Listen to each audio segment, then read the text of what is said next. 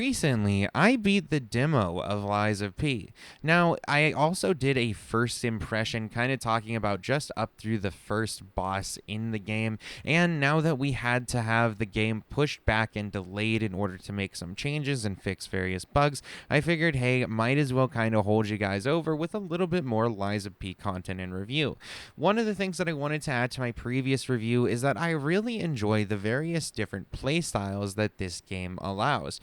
There are three different primary weapons that you can choose from, one being this toothpick looking thing. There's another kind of in the middle type sword that's just a medium size, and then you have this larger broadsword that you can use. And you can mix and match the handles as well as the blades in order to create various different aspects that make the weapons unique. If you don't seem to be able to kill a boss with one version of the weapon because, hey, maybe that, special attack isn't working for you, the heavy attack isn't doing enough damage, whatever it might be, then it's always good to try to switch up and see what else that you can do with the various different attachments and weapons that you can create from melding together the handles and the blades, like I mentioned earlier.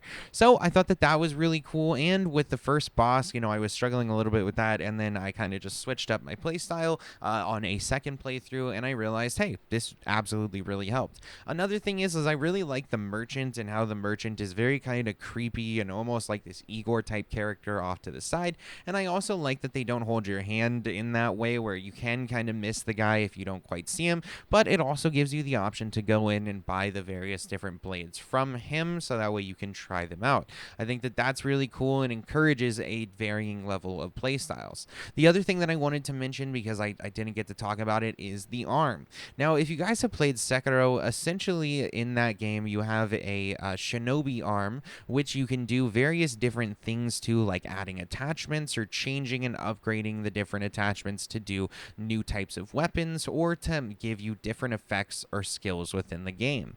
Now, this game also does have something like that. Essentially, you start out just having your standard arm, which you can utilize a few times before it runs down the meter, and you have to rest or die before you can use it again.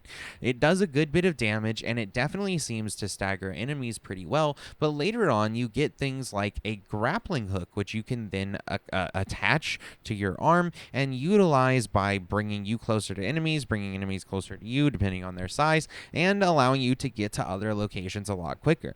I know it's kind of simple in some ways, and obviously it's not super unique considering that Sekiro did it, but the fact that I didn't really expect this at all, and then I got to the giant hotel area and found out that you can do these upgrades, was a really cool and fun surprise. On top of that, I want to say how cool the hotel area actually looks. It's very massive, very expansive, and it gives this really creepy vibe, almost like a Tower of Terror type thing, while also providing a safe haven that you can go to and, finding different things. It feels a lot like the Hunter's Dream, where, for example, in Bloodborne, you have, Gamin, or I can never remember his name particularly, but you have him and he's sitting there. There's an old lady in Lies of P that kind of you can talk to a little bit, but doesn't give you too much information. And on top of that, you do have to save Geppetto in order for him to tell you more about what's going on in this world and what we can do to fix it.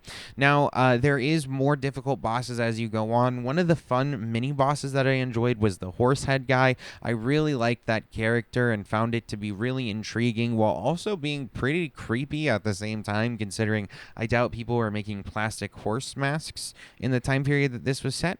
So the fact that he had to chop off a horse's head or something and toss it on is pretty fucking disturbing. What do you guys think, though? Are you guys excited for Lies of P, and are you going to play it when it drops? Let me know in the comments down below. Besides that, you can follow us on Twitter and Instagram. That'll pop up during the outro, and the rest of our links are down in the description too. We have gaming sessions for gaming content, movie and Smokin sessions for movie content, CrazyRocky for variety content, and the Try Podcast for our podcast channel. All right, guys, I'll see you all in the next one.